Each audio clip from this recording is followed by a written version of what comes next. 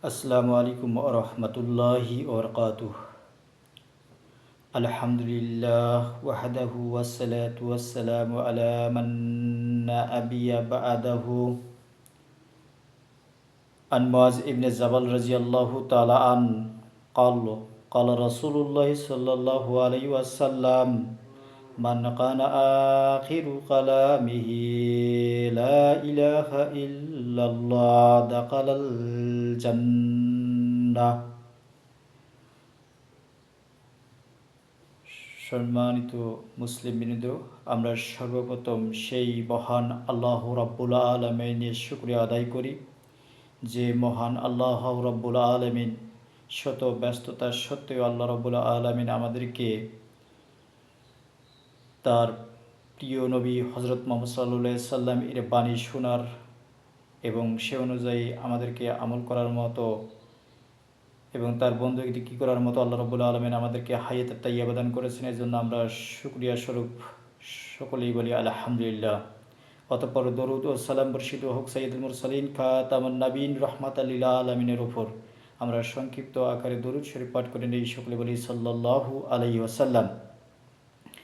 সম্মানিত মুসলিম উম্মাহ, আল্লাহ রাসূল সাল্লাল্লাহু আলাইহি ওয়াসাল্লাম থেকে আন মুআয ইবনে জাবাল রাদিয়াল্লাহু তাআলা বর্ণনা করেন, কাল রাসূল সাল্লাল্লাহু আলাইহি ওয়াসাল্লাম বলেন, মান কানা আখিরু কালামিহি, যার মৃত্যুর সময়ে শেষ বাক্য কালিমা লা ইলাহা ইল্লাল্লাহ হবে, দাখালাল জান্নাহ। রাসূল সাল্লাল্লাহু আলাইহি ওয়াসাল্লাম বলেন, সে জান্নাতে প্রবেশ করবে। অর্থাৎ রাসূল করিম সাল্লাল্লাহু আলাইহি ওয়াসাল্লাম বলেন, মৃত্যুর সময়ে শেষ বাক্য যার লা ইলাহা ইল্লাল্লাহ হবে, সে জান্নাতে প্রবেশ করবে। সম্মানিত উপস্থিতি, আমরা আমাদের ব্যক্তিগত জীবনে আমরা যদি কালিমার হক প্রকৃতভাবে আদায় করতে পারি, তাহলে অবশ্যই আমরা মৃত্যুর সময় আমাদের নসিবে কালিমা লা ইলাহা ইল্লাল্লাহু মুহাম্মাদুর রাসূলুল্লাহ জুটবে, নতুবা আমাদের কপালে জুটবে না। যেমনটি হজরত মুহাম্মদ সাল্লাল্লাহু আলাইহি সাল্লামের চাচা আবু জেহেলের নসিবে কালিমা জুটেনি। এজন্যই আল্লাহ রাসূল সাল্লাল্লাহু আলাইহি সাল্লাম বলেছেন যে, যার মৃত্যুর সময় শেষ বাক্য কালিমা লা ইলাহা ইল্লাল্লাহ হবে, সে জান্নাতে প্রবেশ করবে।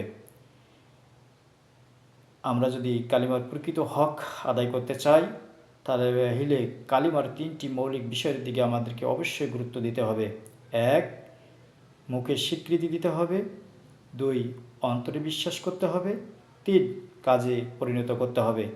এর 3টির যে কোনো যদি একটা না হয়, অথবা অন্তরে বিশ্বাস আছে কিন্তু আমাদের কাজে পরিণত নেই, অথবা কাজে পরিণত আছে অন্তরে বিশ্বাস নেই, এর যে কোনোটি যদি ঘটে, অথবা আমরা তো মুখে আগে স্বীকৃতিই দেব, এরপরে বাকি 2টি কাজ যদি আমাদের দ্বারা সম্পাদিত না হয়, তাহলে আমরা কালিমার প্রকৃত হক যথার্থভাবে আদায় করতে পারব না।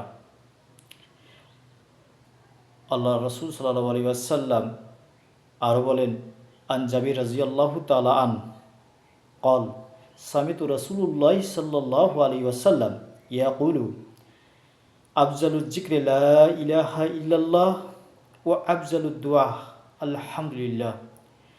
হাদিসটি জাবির রাদিয়াল্লাহু তাআলা হতে বর্ণিত।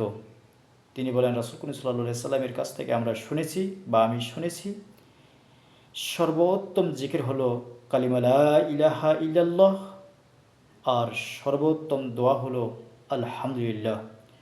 আসুন আমরা সর্বদাই সর্বক্ষণেই আল্লাহ রাব্বুল আলামিনের জিকির লা ইলাহা ইল্লাল্লাহ পাঠ করি, এবং সর্বোত্তম দোয়া হিসেবে আমরা দোয়া পাঠ করি আলহামদুলিল্লাহ।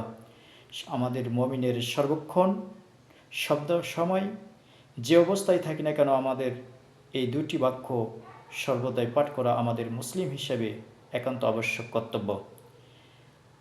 আল্লাহ রাব্বুল আলামিন আমাদেরকে এই হাদিস দয়ের উপর আমল করার মতো তৌফিক দান করুক। সকলে বলি আল্লাহুম্মা আমিন।